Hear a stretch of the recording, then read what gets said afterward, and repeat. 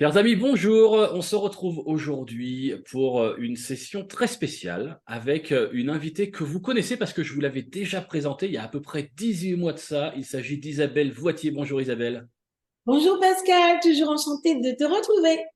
Alors Isabelle, on a passé une grosse partie de l'été ensemble, en fait ensemble à distance, parce qu'on avait prévu un programme ensemble finalement qu'on n'a pas mis en place, mais ça nous a permis d'enregistrer plein d'émissions sur divers lieux. Donc je suis content de te retrouver cette fois-ci pour un programme que nous proposons réellement à nos spectateurs. Il s'agit d'une thématique. À chaque fois que j'en parle, ça fait débat, ça fait question, ça fait sens pour beaucoup de monde. Il s'agit de la louange. La louange, c'est vraiment le sujet qui régulièrement, pour avoir été moi aussi dans le leadership d'église ou d'union d'église, c'est le sujet qui pose question, où les gens ont toujours quelque chose pour, contre, c'est formidable, c'est nul, c'est pas assez ceci, c'est trop cela, c'était trop fort, c'était pas assez je ne sais quoi. Les chants sont trop vieux, les chants sont trop jeunes. Il y a toujours un sujet. Alors aujourd'hui, on a décidé avec Isabelle de vous proposer à vous, spectateurs, toute une session pendant toute la semaine. Donc, on va faire 4 vidéos, une aujourd'hui, demain, après-demain, jour d'après, donc pendant les 4 prochains jours, qui vont se terminer samedi prochain, le matin, à 10 heures, par un webinaire tous ensemble.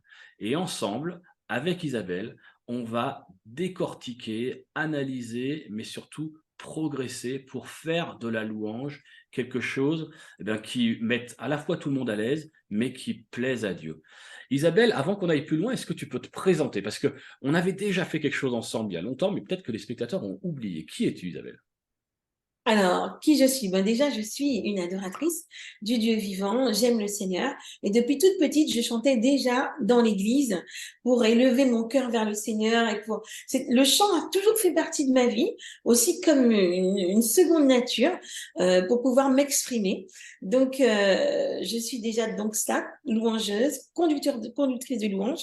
Et aujourd'hui, directrice artistique de Total Praise, qui est vraiment une chorale phare en France et je dirais jusqu'aux États-Unis, reconnue là-bas parce qu'on accompagne j'ai envie de dire, des acteurs du gospel qui sont célèbres, comme Kurt Franklin, CeCe Winans, Donnie McClurkin, Shirley Caesar, Karen Clark, Kira Sheard et Israel Houghton, enfin, et vraiment de nombreux artistes qui sont eux-mêmes des adorateurs et qui poussent justement cette adoration dans l'excellence.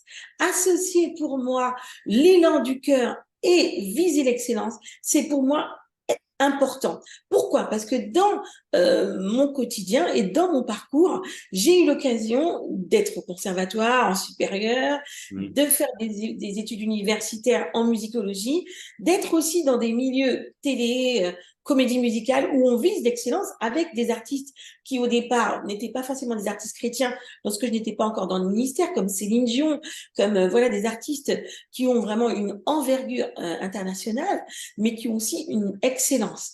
Et lorsque j'étais dans tous ces programmes, je me suis dit, je vais viser l'excellence pour le royaume de Dieu.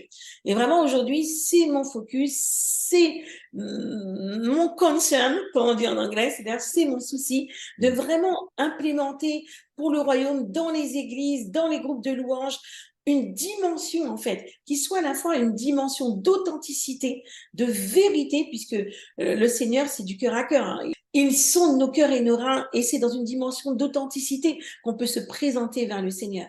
Mais c'est aussi un Dieu d'excellence. Et c'est nous qui nous enseigne comment devenir excellent et comment faire comme David en son temps, être quelqu'un qui à la fois était un homme selon le cœur de Dieu et aussi un expert en harpe et dans le domaine de la louange.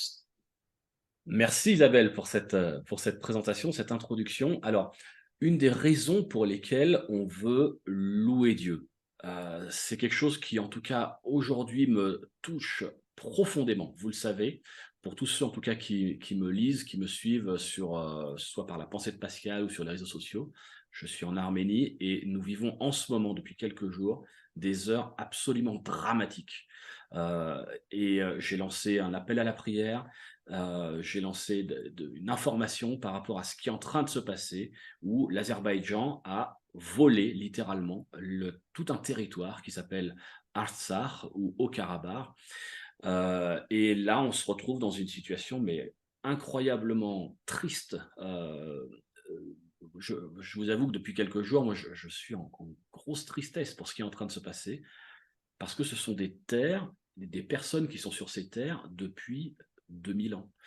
Et ce sont des terres qui sont imprégnées du sang des martyrs, qui sont imprégnées de toute l'histoire chrétienne, le berceau du christianisme. Un des berceaux du christianisme se trouve à cet endroit-là. Il y a des églises, des monastères, des monuments chrétiens qui sont installés là depuis le IVe siècle. Et là, maintenant, tout ça vient de passer entre les mains de personnes et d'un gouvernement qui veut s'attacher à les détruire.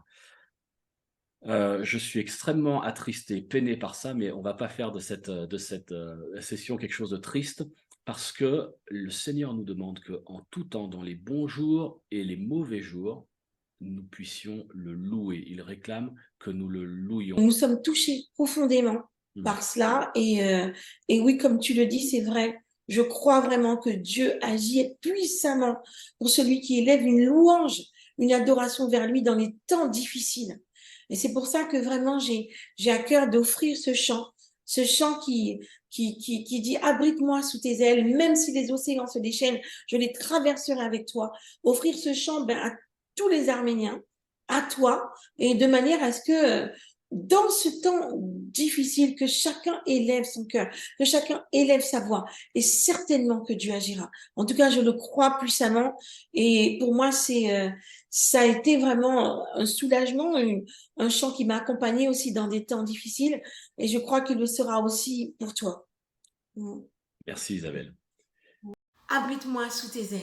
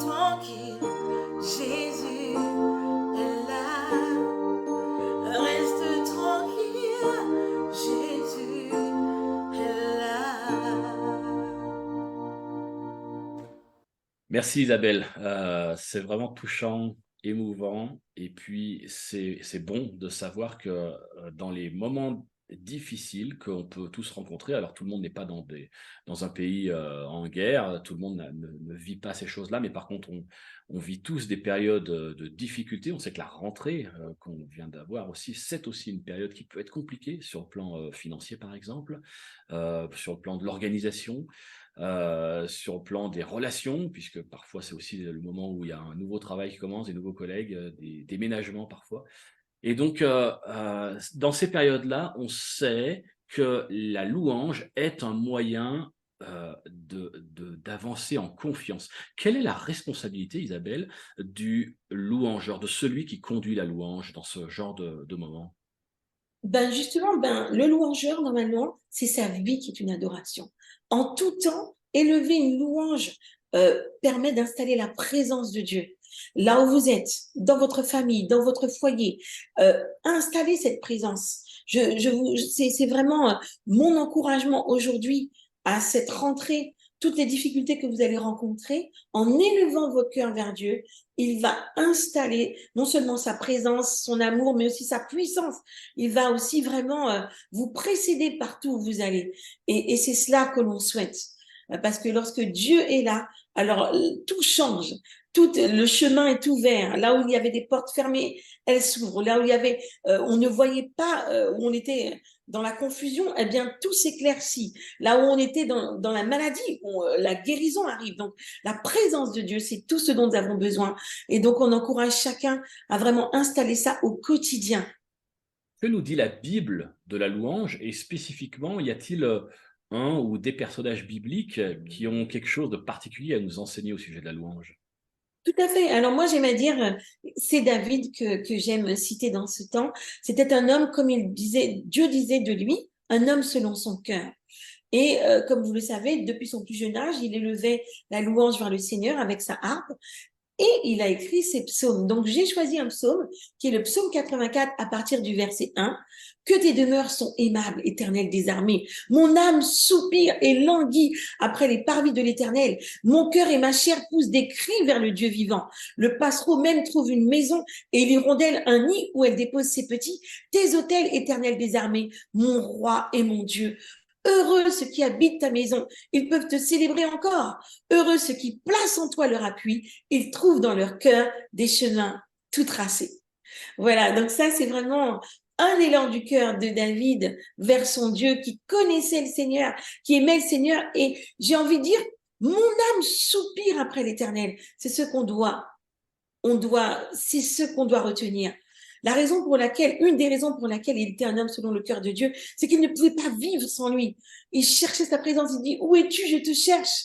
Et donc cela, c'est vraiment ce que nous devons rechercher, désirer la présence de Dieu, soupirer après lui au quotidien. Et alors que nous soupirons après sa présence, il se manifestera, il viendra et il demeurera avec nous et nous avec lui.